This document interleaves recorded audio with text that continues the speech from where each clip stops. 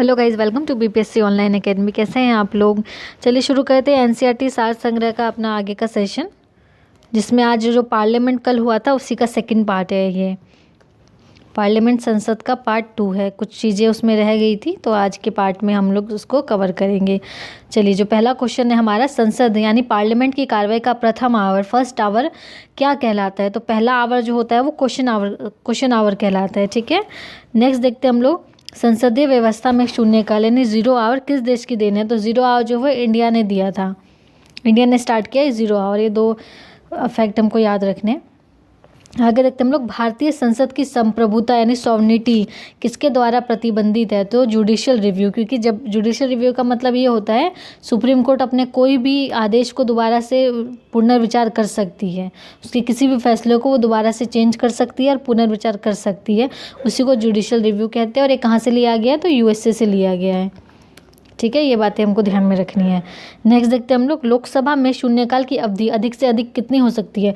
0 our तो India ने दिया है, लेकिन इसका आवर कितना हो सकता है? यानी 1 घंटा मैक्सिमम ये दिया गया इसका टाइम लिमिट।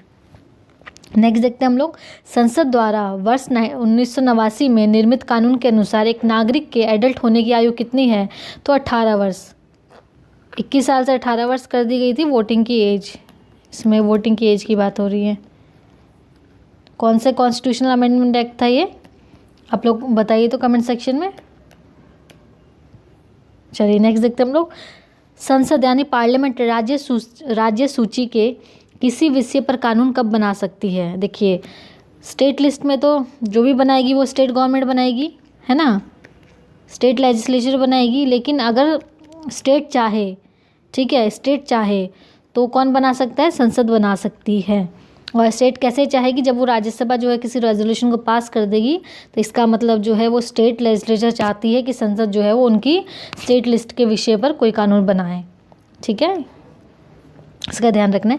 नेक्स्ट देखते हैं हम, संसद यानी पार्लियामेंट में लोक लेखा समिति, पब्लिक अकाउंट कमेटी के अध्यक्ष की नियुक्ति किसके द्वारा की जाती है? तो ये इसमें लिखा नहीं है, स्पीकर करते हैं।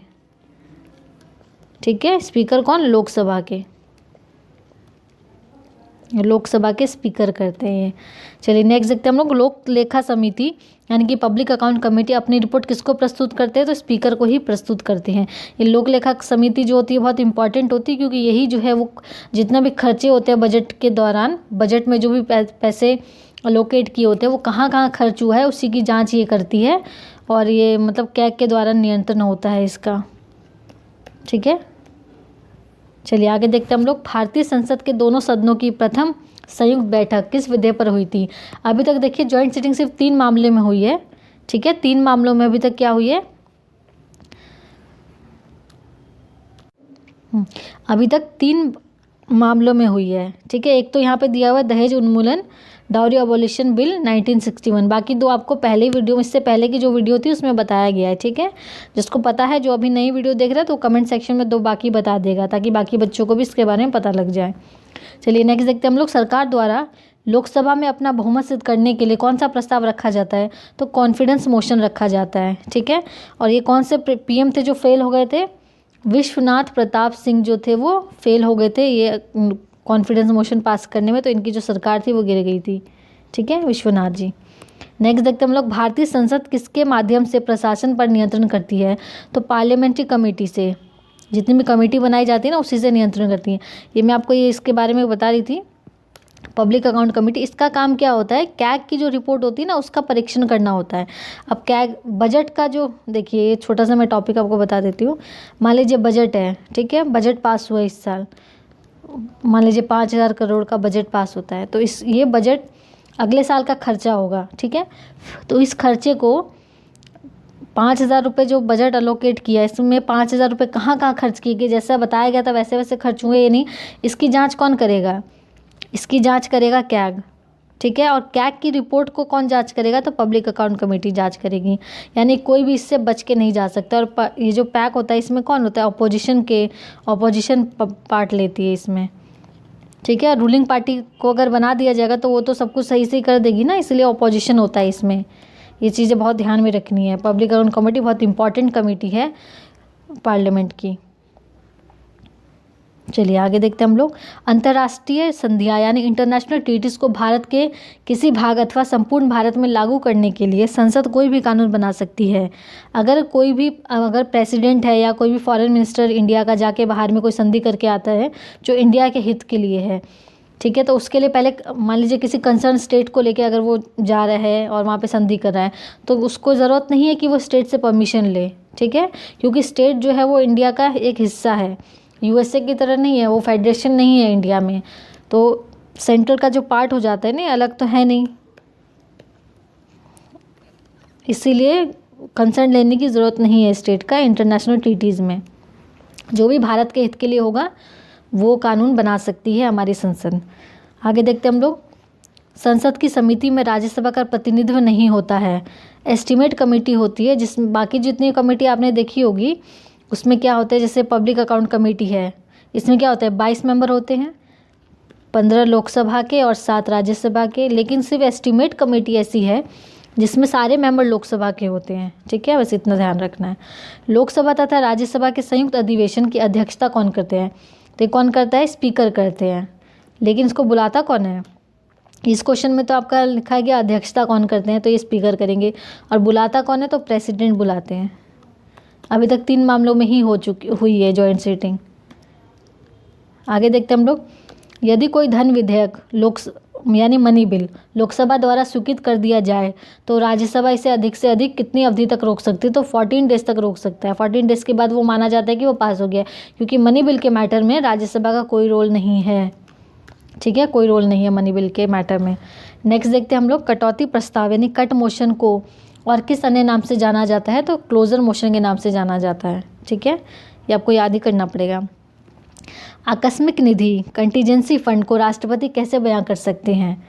2 फंड होते हैं, कंसोलिडेटेड और कंटीजेंसी। कंसोलिडेटेड होते हैं कि वो फिक्स रखे जाते हैं, इस खर्चे के लिए ये बनाए जाते हैं, लेकिन जो कंटीजेंसी फंड होता है वो एक इमरजेंसी फंड के नाम से भी जाना जाता है।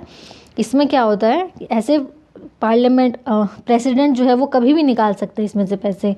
मान लीजिए कोई आपदा आ गई, ठीक है, फ्लड आ गया या बॉम्ब ब्लास्ट हो गया, तो उसमें कुछ फंड रिलीज़ करना है प्रेसिडेंट को, तो उसके लिए पार्लियामेंट का अप्रूवल का वेट नहीं करेंगे, इतना टाइम नहीं होगा उस सिचुएशन में, तो वो बिना उनकी परमिशन के ही कंटीजेंसी फंड से पैसे निकाल सकते हैं। बाद में उसकी जो क्लैरिफिकेशन है वो राष्ट्रपति संसद को बताएंगे, लेकिन उस समय निकालने के लिए उनको कोई अप्रूवल की ज़रूरत नहीं होती है, वो कंटीजेंसी फंड के मामले में ही होता है। चलिए आगे देखते हम लोग। संसद के 2 सत्रों के मध्य में अधिकतम अंतराल कितना होना चाहिए, तो 6 मंथ होना चाहिए। 3 सेशन मैंने बताया था आपको कल की वीडियो में, 3 सेशन होते हैं, monsoon session, winter session and एक और सेशन होता है। 3 सेशन होते हैं जिसमें जो अंतराल मैक्सिमम कितना हो सकता है, तो 6 महीने के अंदर अंदर, यानी 12 महीनों में 6 महीने के अंदर अंदर हो जाना चाहिए, ज़्यादा गैप नहीं होना चाहिए, इतना ध्यान में रखना है। नेक्स्ट देखते हैं हम लोग। कोई भी कानूनी विधेयक संसद के किस सदन में प्रस्तुत किया जा सकता है, किसी भी हाउस में कर सकते हैं, ठीक है, किसी भी हाउस में कर सकते हैं। नेक्स्ट देखते हैं हम लोग। प्राक्कलन समिति संसद के किस सदन के सदस्य गठित की जाती है, लोकसभा, इससे पहले ही देख लिया हमने, इसमें राज्यसभा का कोई रोल नहीं है। प्रोटेम स्पीकर की नियुक्ति किसके द्वारा की जाती है, प्रेसिडेंट के द्वारा की जाती है, ठीक है, प्रेसिडेंट करते हैं इनकी नियुक्ति।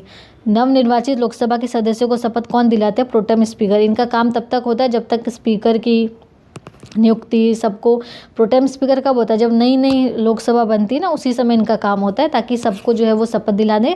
और शपथ किसको भी दिलाते हैं, स्पीकर को भी तो शपथ दिलाई जाती है, तो प्रोटेम स्पीकर दिलाते हैं। प्रोटेम स्पीकर का काम लोकसभा के स्पीकर और बाकी सदस्यों को शपथ दिलाने के बाद ख़त्म हो जाता है। चलिए आगे देखते हैं हम लोग।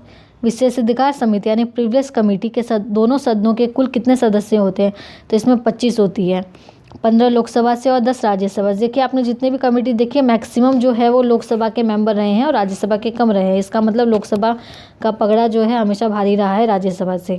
कई बार ये भी क्लास का मैटर बन जाता है किसी किसी सिचुएशन में, दोनों की जब बात आती है। एस्टीमेट कमेटी में 30 थे सिर्फ लोकसभा से, पब्लिक अकाउंट कमेटी में 22 थे, 15 लोकसभा से एंड 7 राज्यसभा से। और हमने क्या देखा, ये प्रिविलेज कमेटी, 3 कमेटी हमने देख ली अभी तक।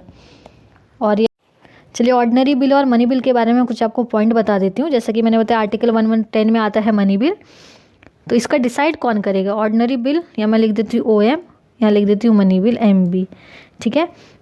ये पेश कहाँ होगा? ये किसी भी सदन में पेश हो सकता है, ठीक है, किसी भी सदन में, और ये सिर्फ और सिर्फ लोकसभा में पेश होगा, ठीक है। ये जो है ये ऑर्डिनरी बिल भी राष्ट्रपति किस रिकमेंडेशन पे ही जाता है, उनके मतलब पूछ कर ही उसको पेश किया जाता है दिखाकर, लेकिन इसको पुनर्विचार के लिए हम भेज सकते हैं, ठीक है, ऑर्डिनरी बिल को। लेकिन मनी बिल जो है ये भी स्वीकृति से ही जाता है प्रेसिडेंट के, लेकिन इसको प्रेसिडेंट जो है वो पुनर्विचार के लिए नहीं भेज सकते हैं, ठीक है। ये इसको नहीं भेज सकते हैं प्रेसिडेंट, इसको भेज सकते हैं। और इसमें जो होता है सदन, इस ऑर्डिनरी बिल को जो है वो गैर मंत्री कोई भी कर सकता है, ठीक है, इसको पेश कर सकता है, लेकिन मनी बिल को सिर्फ और सिर्फ मंत्री ही पेश करेंगे, ये इसमें खासियत होती है इसकी। और ऑर्डिनरी बिल, एक सबसे इम्पॉर्टेंट बात इसमें ये रखने की, धन विधेयक, ठीक है, कोई भी जो बिल होता है, कोई भी प्रत्येक वित्त विधेयक धन विधेयक नहीं होता, लेकिन हर धन विधेयक जो होता है वित्त विधेयक होता है, यानी फाइनेंशियल होता है ना, फाइनेंशियल बिल और मनी बिल, इंग्लिश में बोले तो फाइनेंशियल बिल और मनी बिल।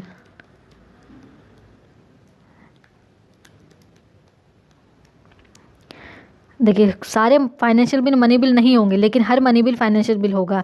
ये एक अगर आ जाता है स्टेटमेंट में तो ये आपको ध्यान में रखना है। सिंपल सा है, ज़्यादा कुछ इसमें टफ नहीं है आप लोग को, बस समझना कोई भी फाइनेंशियल बिल जो होगा वो मनी बिल हो सकता है, लेकिन सभी मनी बिल जो है वो फाइनेंशियल बिल नहीं होंगे, बस इतना सा ध्यान में रखना है, ठीक है। इसमें कुछ हार्ड एंड फास्ट रूल नहीं है, सिंपल सी बात है इसमें। और राज्यसभा जो है वो 6 महीने तक जो है रोक सकती है ऑर्डिनरी बिल को, ठीक है, ऑर्डिनरी बिल को, लेकिन मनी बिल को सिर्फ 14 डेज, 6 मंथ। और मनी बिल को कितने दिन तक के लिए रोक सकती है? 14 डेज। के बाद जो है वो लोकसभा क्या मानेगी कि ये पास हो गया है, यही मानेगी, ठीक है। और ऑर्डिनरी बिल तो बता ही दिया कि आपको किसी भी सदन में कर सकता है, इसको सिर्फ लोकसभा में ही पेश किया जा सकता है। बस इतनी सी बातें हैं, इसमें ज़्यादा कुछ है नहीं, ठीक है। आपका आज का टॉपिक इतना ख़त्म हो गया है, इसमें सारी बातें आ गई है। कुछ लगे आपको जो छूट गया कमेंट सेक्शन में आप लोग बता दीजिएगा, और वीडियो को लाइक कीजिए, चैनल को सब्सक्राइब कीजिए और शेयर कीजिए, ताकि बाकी बच्चों तक भी ये वीडियो पहुंच सके। 68 BPSC के लिए आप लोग के लिए बहुत इंपॉर्टेंट होने वाला है, क्योंकि इसमें हम लोग NCERT की जो भी महेश बंडरवाल की जो पूरी सीरीज़ है वो करेंगे, जिसमें 6 से लेकर 12 तक की सारे सब्जेक्ट्स की 1 लाइनर इसमें आ जाएगा। कोशिश करें कि सारी की सारी जो है वो पूरी की पूरी बुक जो है वो 12 फरवरी से पहले ख़त्म हो जाए। तो आप लोग देखिएगा, लाइक कीजिएगा, तभी तो ये पूरी हो पाएगी। चलिए मिलते हैं नेक्स्ट वीडियो में। Thank you for watching BPSC online academy.